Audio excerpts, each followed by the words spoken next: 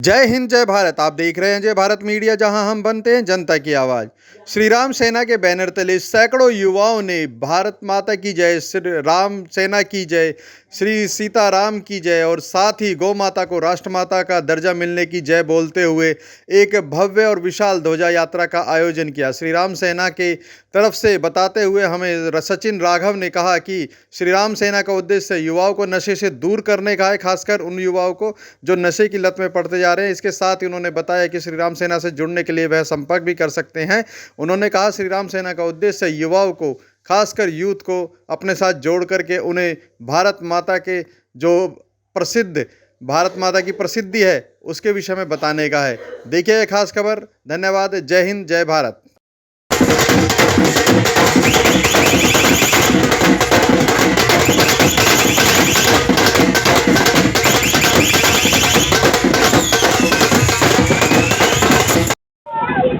नवीन गोयल जी, आज आप श्री राम सेना के द्वारा आयोजित ध्वजा यात्रा में आए, क्या कहेंगे इस कार्यक्रम के बारे में, इन युवाओं के जोश के बारे में? देखिए, मैं राम सेना को बधाई देना चाहता हूं जो आज नवरात्रों के दिनों में आज इन्होंने बहुत ही सुंदर ध्वजा यात्रा, भगवा यात्रा जो निकाली है, पूरे अनुशासन के साथ, पूरे जोश के साथ, तो सभी युवा साथियों के अंदर एक बड़ा भाव है और आज ये समय की मांग भी है। हमारा हिंदू अब जाग उठा है, हिंदू सनातनी अपने धर्म की रक्षा के लिए हर तरीके से आगे आ गए हैं। जो भी लोग लव जिहाद करने वाले लोग हैं, चाहे वो धर्म परिवर्तन के लिए उकसाने वाले लोग हैं, चाहे वो अलग अलग तरीके से, चाहे वो हिंदुओं के ऊपर अत्याचार करने वाले लोग हैं, अब वो खबरदार हो जाएं। अब हिंदू जाग उठा है और हमारा देश तो हिंदू सनातन धर्म का ही देश है, तो हम सबको इकट्ठा होकर के संगठन बनाने की जरूरत है और हम सबका भला करने में, सबको विश्व शांति में विश्वास रखने वाले लोग हैं। हम तो गौ को माता कहने वाले लोग हैं, गाय को माता कहने वाले लोग हैं, हम तो गीता को माता कहने वाले लोग हैं, हम तो नदियों को माता कहने वाले लोग हैं। तो हमारा जो भाव है वसुदेव कुटुंबकम वाला, हम उस भाव के साथ जगत में क्रांति लाना चाहते हैं, हिंदू सनातन धर्म को हर घर घर तक पहुंचाना चाहते हैं। हमारे जो धर्म की रक्षा के बिना, अध्यात्म के बिना, धर्म के बिना कभी तरक्की नहीं हो सकती, ये भाव हम सबको बताना चाहते हैं। और आज राम सेना, सचिन राघव जी, नितिन वशिष्ठ जी, हमारे भाई दीपक जी, साहिल जी, मैंक जी, सब साथियों ने तो इतनी बड़ी यात्रा निकाली है, मैं इसे बहुत बहुत बधाई देता हूँ। और कृष्ण मंदिर पर आकर इसका समापन किया है। बच्चों में, बड़ों में, महिलाओं में बहुत उत्साह देखने को मिला है। ऐसी यात्रा हर जगह निकलनी चाहिए। आपने कहा कि हिंदू जाग उठा है, लेकिन उसके बावजूद भी कई घटनाएं ऐसी होती है जो कि मन में बताती है कि क्या वास्तव में हिंदू जाग उठा है या फिर जाग करके सो जाता है दोबारा से, क्या कहेंगे आप? नहीं, देखिए ऐसा नहीं है। अब सोशल मीडिया के माध्यम से, मीडिया के माध्यम से भी बहुत ज़्यादा क्रांति आई है हर इलाके में। अब कहीं हनुमान जी के पाठ हो रहे हैं, कहीं सुंदरकांड के पाठ हो रहे हैं, कहीं गीता जी के पाठ हो रहे हैं। ये समय का परिवर्तन का बदलाव देखा जा रहा है। जो बीच में एक बार जो है ना पश्चिम सभ्यता की तरफ ज़्यादा बढ़ने लग गए थे, ये अब जो दोबारा धर्म के प्रति भी जागरूक हो रहे हैं। और देखिए, क्राइम तो कभी जिंदगी में दोस्तों खत्म तो नहीं हो सकता, लेकिन उसके अंदर गिरावट जरूर आई है। लेकिन कई बार क्या होता है, हमारी हिंदू बेटी या कोई भी आदमी दबाव मानकर उसको बताए ना, तो वो चीज़ गलत है। बताना चाहिए। समस्या का समाधान जब भी होता है जब उसको हम बताएंगे। आपकी नज़र में भी, किसी की नज़र में भी कहीं भी गाय के ऊपर, किसी हिंदू भाई के ऊपर, बहन के ऊपर अत्याचार हो रहा हो, लव जिहाद का मामला हो, तो उसके लिए सरकार ने बहुत से पोर्टल बनाए हैं। हमें सूचना देनी चाहिए। गौ रक्षा दल है, बजरंग दल है, बहुत सी ऐसे प्लेटफॉर्म है, विश्व हिंदू परिषद है, सभी को हमें इंटीमेशन करना चाहिए। सब मिलकर काम कर रहे हैं, बहुत काफ़ी बदलाव आया है। धन्यवाद। जय हिंद जय भारत। आप देख रहे हैं जय भारत मीडिया, जहां हम बनते हैं जनता की आवाज़। गुरुग्राम के अंदर कहने के लिए कि आज हिंदू जाग उठा है, इस बात को साबित करने के लिए श्री राम सेना के नौजवान युवकों का जोश देखते ही बनता है। आज उन्होंने सेक्टर 10A के अंदर एक विशाल और भव्य ध्वजा यात्रा का आयोजन किया है, जिसके समापन के अवसर पर हमारे साथ श्री राम सेना के जो मुख्य कार्यकर्ता है वो उपस्थित है। हम उनसे जानना चाहेंगे।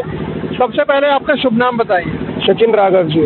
राघव जी, जो ये ध्वजा यात्रा आज आपने आयोजित की है, सबसे पहले जानना चाहेंगे इसका उद्देश्य क्या है आपका? देखो, जैसा कि अभी आपने देखा, हमने श्री राम सेना के द्वारा एक भव्य यात्रा, शोभा यात्रा निकाली है। हमारा सिर्फ एक ही उद्देश्य है, हमारे हिंदुओं की सेवा करना। और जो भी हमारे बड़े बुजुर्ग है, जो भी हमारा यूथ है, स्पेशली मैं यूथ के लिए बोलना चाहूँगा, जो भी हमारा यूथ आजकल का गलत डायरेक्शन में जा रहा है, वेस्टर्न कल्चर अपना रहा है, तो हमारा सिर्फ रामायण से जुड़ने का काम है। सनातन धर्म कितना प्योर है, तो मैं अपने यूथ से सिर्फ और सिर्फ कुछ चीज़ें बोलना चाहूँगा कि जैसे आपको पता है आजकल हम इतना ज़्यादा वेस्टर्न कल्चर अपना रहे हैं, एक तो वो हमारी मेंटल स्ट्रेस पे बहुत इफेक्ट डालता है, उसके बाद जो हमारी हेल्थ है, हेल्थ कितनी ज़्यादा ख़राब हो रही है, गलत नशे कर रहे हैं, तो उनसे हम चीज़ों को अलग करवाना चाहते हैं। हम चाहते हैं कि जैसे कि हमारा सनातन धर्म इतना प्योर है, सिर्फ और सिर्फ कुछ चीज़ों का हमें ध्यान रखना है, नशा नहीं खाना, नशा नहीं करना, मांस नहीं खाना, किसी की निंदा नहीं करना और हमारे बड़े बुजुर्ग की सेवा करना, सिर्फ हमारे ये उद्देश्य है। और ज़्यादा से ज़्यादा हमारे जितने भी गौ भक्त हैं गौ सेवा में लगे रहना, इससे ज़्यादा हमारा कोई काम नहीं है और सोसाइटी में हम सिर्फ पीस चाहते हैं। राघव जी, ये बताइए कि आपने जो श्री राम सेना का गठन हुआ है वो कहा कि नशे से दूर करने के लिए क्या प्रयास आपके द्वारा किए जा रहे हैं? नशे से दूर अभी देखा होगा हमने है ना शोभा यात्रा निकाली है, तो इससे एक तो हम यूथ को जोड़ना चाहते हैं। जैसे यूथ जुड़ेगा उसमें और ज़्यादा भक्ति भाव आएगी श्री राम को लेके। और श्री राम किस लिए जाने जाते थे? श्री राम जाने जाते थे अपने चरित्र के लिए, तभी उन्होंने विजय पाई थी। और देख सकते हैं उनका चरित्र इतना प्योर है, तो उनसे हमको सीखने को मिलेगा, यूथ को सीखने को मिलेगा। नशे से दूर जाएंगे, मांस मीट अंडा कुछ नहीं खाएंगे, तो ऑब्वियसली बात है कि नशा छोड़ जाएंगे तो सिर्फ हमारे धर्म की बात होगी हर जगह। महाराज जी, आजकल चाय से शुरुआत होती है सुबह दिन की, अगर चाय भी नशे में शामिल होती है? देखो, जिस चीज़ की हमें लत पड़ जाती है मैं तो उसे नशा ही बोलूँगा। तो मैं चाहता हूँ वो चीज़ बिल्कुल गलत है। पहले हमें उठना चाहिए, स्नान करना चाहिए। जो भी आप देखते हो, जो भी हम पाते हैं, जो भी हमारा बिजनेस है, पैसा है, खाना सिर्फ हमारे भगवान की वजह से आता है। तो सबसे पहले काम हमें नहा धो के भगवान को भोग लगाना चाहिए। उसके बाद जो भी पहली रोटी हमें गाय को देनी चाहिए, उसके बाद हमें खुद खाना खाना चाहिए। ये चाय मैं तो नहीं मानता चाय अच्छी चीज़ है। धन्यवाद आपका। आपसे हम जानना चाहेंगे गौ माता को राष्ट्र माता का जो दर्जा दिलाने की मुहिम है, आज आप इस कार्यक्रम में शामिल है ध्वजा यात्रा में, क्या कहेंगे इस कार्यक्रम के लिए और इन नौजवानों के लिए? सर्वप्रथम तो आपका बहुत बहुत धन्यवाद। मैं इस कार्यक्रम के माध्यम से राम भक्तों को कहना चाहूँगा कि भगवान राम को धरती पे लाने वाली गौ माता है, क्योंकि जब धरती पे पाप बढ़ा तो गौ माता नहीं पृथ्वी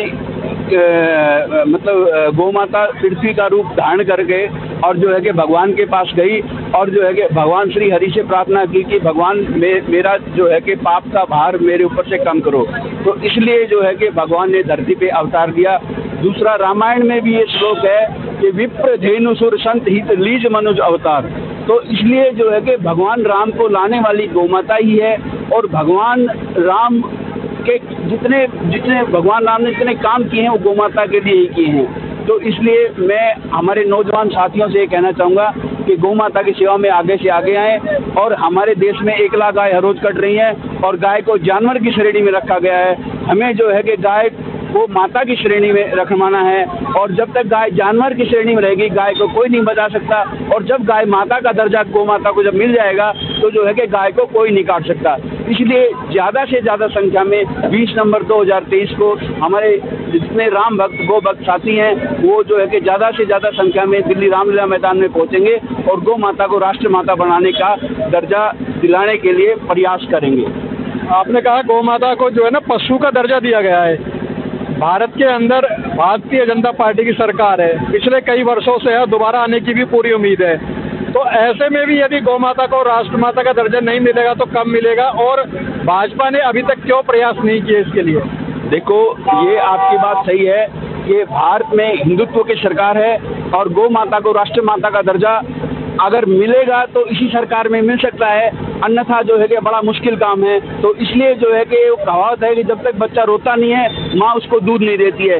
इसलिए जो है कि हम आज ही समय है हमारे पास कि हम ज़्यादा से ज़्यादा संख्या में एकत्रित हों और गौ माता को राष्ट्र माता बनाने के लिए हम आवाज़ उठाएं। सरकार, हमें उम्मीद है, हमारी आवाज़ सुनेगी और गौ माता को राष्ट्र माता का सम्मान देगी।